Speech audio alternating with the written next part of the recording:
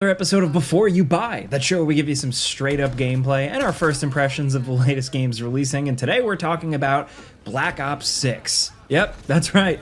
They're back with another one. They did it again. It's always online. It's this big, massive download. You know the gist and the problems at this point, but let's do what we usually do and dive in, breaking down the three big offerings here: campaign, zombies, and multiplayer. All in all, to get started, it is an entertaining and pretty fun package this year. Now, as a disclaimer though, of course, you probably know this, but here at Game Ranks, we're not like big, sweaty Call of Duty esports pros.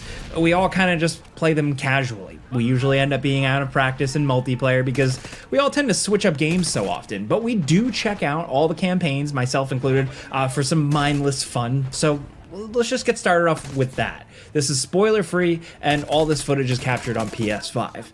The campaign is straight up very good. It's much, much better than the tacked on mess that was Modern Warfare 3's, and a bit more interesting than Modern Warfare 2's. And really, it's just a good follow-up in story and just feeling to Black Ops Cold War.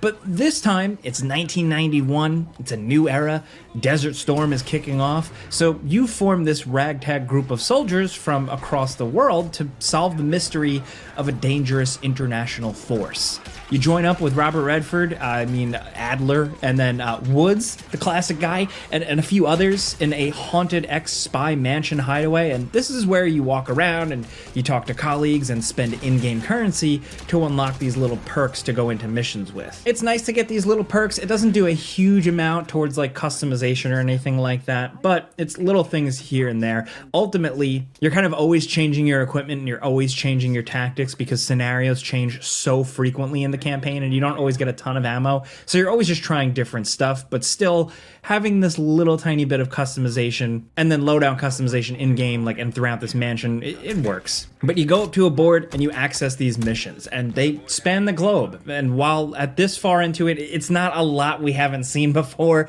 it still manages to feel like it has some fresh energy.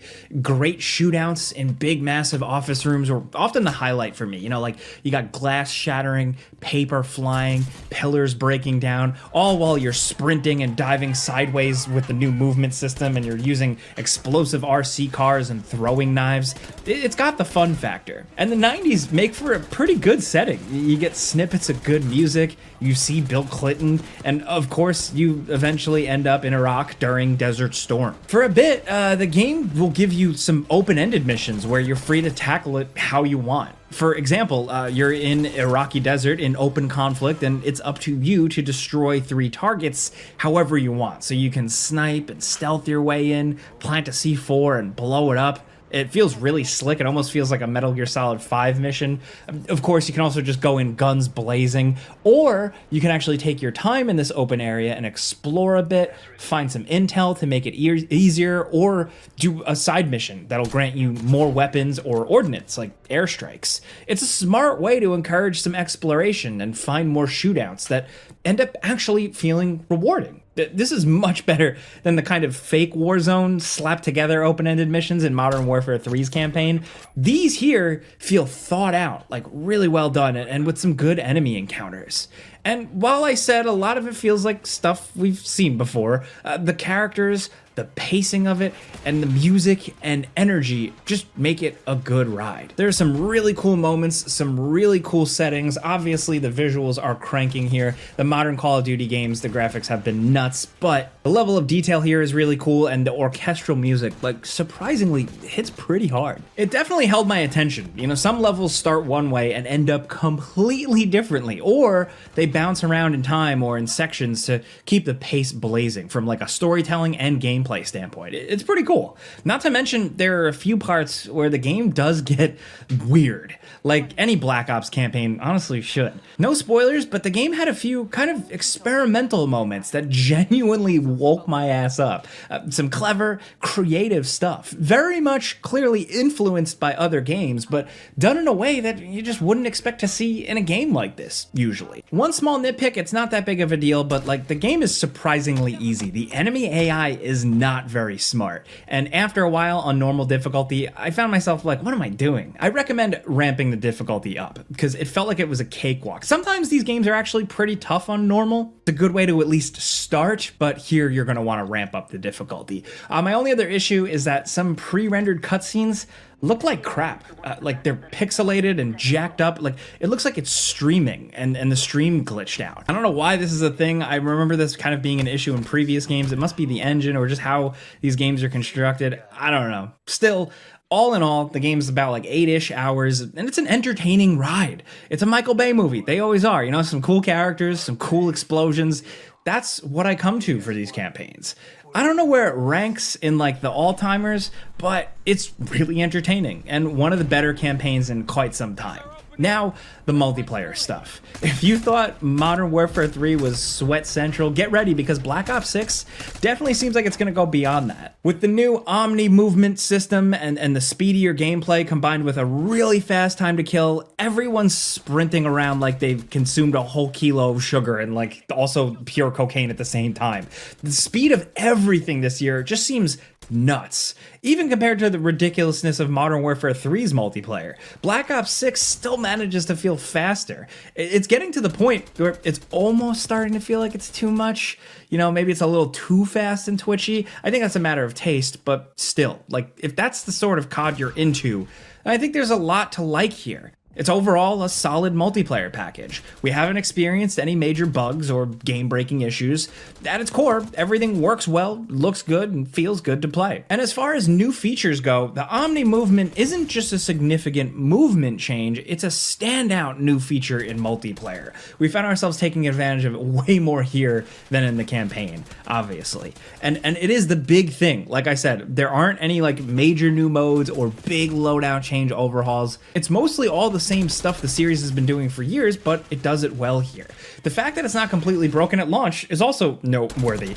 They're not reinventing the wheel here, just focusing on what works. The multiplayer and zombies offering feels significant, and everything feels good to actually play. So the only real point of contention is the movement and the speed of gameplay, and all the little potentially annoying bits that can hamper your experience with the whole package. So that new Omni movement system I mentioned means that you can sprint at full speed in every direction, and slide and dive in those directions too. Kind of like Max Payne 3, but for what it is, it feels great to do.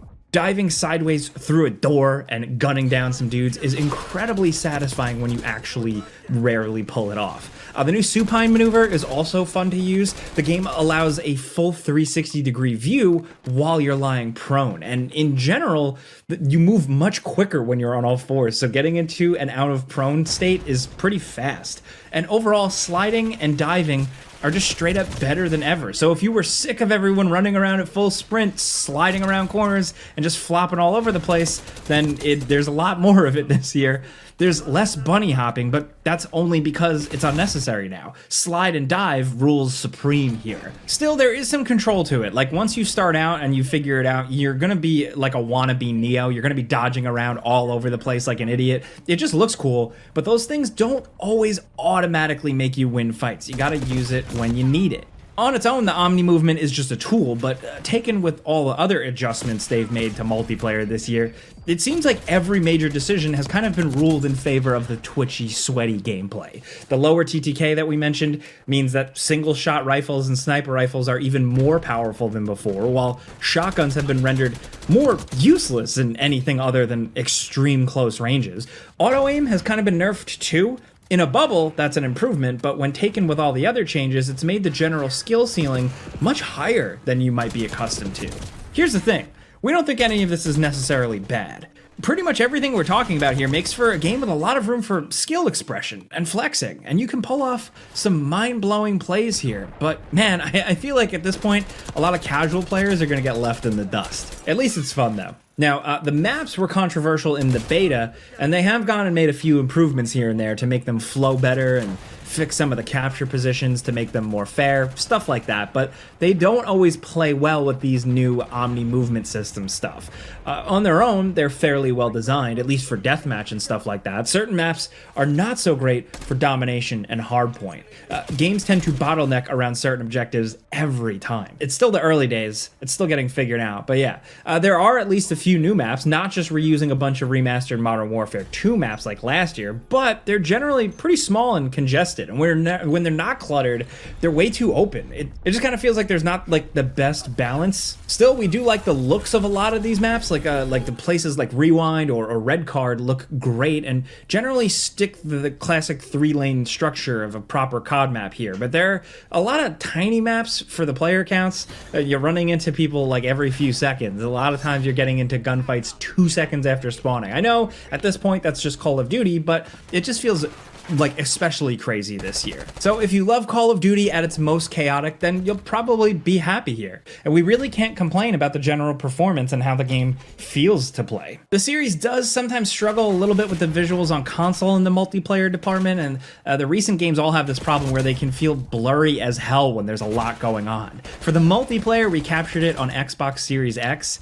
and these issues continue to plague the series here. Readability can tend to be an issue sometimes with I guess the color palette, but also sometimes the blurriness of it. It's not an ugly game by any stretch, but on some maps it can just be kind of hard to tell what you're looking at sometimes. Everything is extremely busy, and it feels like enemy players can sometimes get lost in the scenery. It doesn't ruin the game or anything, but it feels like something that they could maybe improve upon. The only real slowdown we experienced was playing the zombies mode, and that was when there was a full team getting absolutely swarmed by undead. Most of the time the game ran very smooth like you'd expect. It sounds like we've had a lot of negative about the multiplayer in Black Ops 6, but it is really solid. It's well made, and for the people that like this sort of super fast gameplay it'll appeal to, I think they'll get a lot out of it. For us, it's a little too twitchy. We were reaching the limit with Modern Warfare 3, and Black Ops 6 went even further. Again though, the game is well made. It looks great, most of the operators are pretty cool looking, the music track that plays over the multiplayer menu goes surprisingly hard, and the presentation is pretty solid across the board. One thing that we do appreciate about it, what they've done here, is that there isn't a lot of unnecessary junk. There aren't any gimmicky game modes just to pad the game out. It's just your basic Call of Duty multiplayer like the old games, filled with the most popular and proven modes, and with a decent selection of maps. Your opinion on the quality of them notwithstanding. The offering here all feels very old school Call of Duty, but in a good way. It's not like there's nothing new in the multiplayer. There are a few new modes like HVT, where one player is designated the high value target on each team, and if they're killed, then the opposing team earns points, while protecting them earns your team's points. It's sort of like capture the flag if one of your teammates was the flag. It's not complex, but it's fun. And in terms of weapons, there are 33 total guns at launch, with 12 being entirely new. Now, of course, unless you're a real gun enthusiast, you're not going to know all the differences here, especially now that they're using some made-up names for a lot of the guns.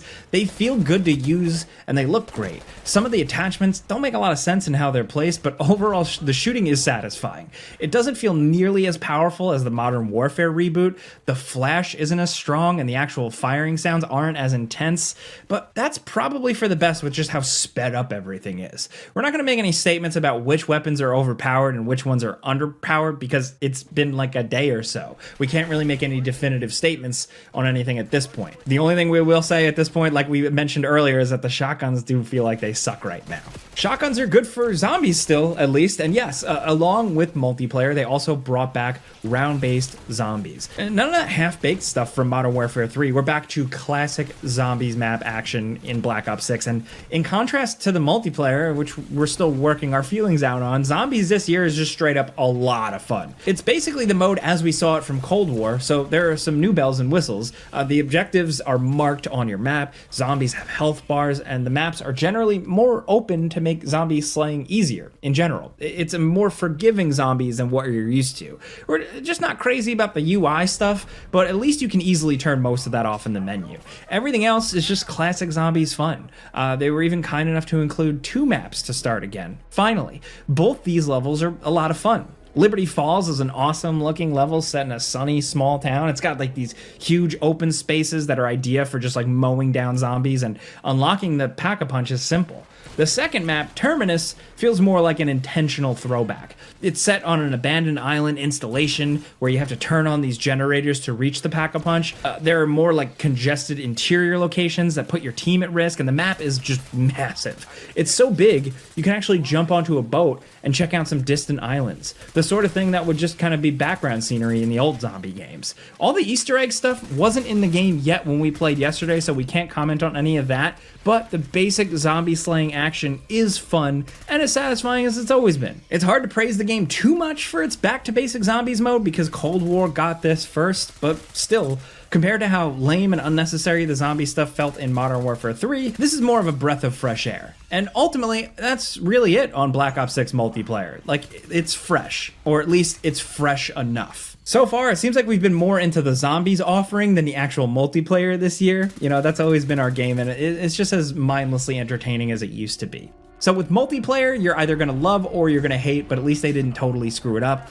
Some solid zombies and a really good campaign. Black Ops 6 is pretty good. Some people are buying into it, some people are just playing it on Game Pass. I'm curious to see how it goes down, and again, it is the early days, so we can't comment on too much imbalancing stuff. That's really going to come down to the community. But again, so far, seems like a solid package overall. Still, that's a before you buy. You know how it goes by now. We give you some pros, some cons, and some personal opinion, and now we want to hear yours down in the comments. Are you into Black Ops? Are you into the story? Are you into the multiplayer? Let us know what you think. If you jumped in day one, whether it was on Game Pass or on PC or wherever you're playing, we'd love to hear your initial first impressions like we shared ours. If you enjoyed this video, you know, maybe seeing the gameplay helped inform your purchase or anything like that, clicking a like button helps us out. That's all you got to do. But as usual, thanks for watching, and we'll see you guys next time.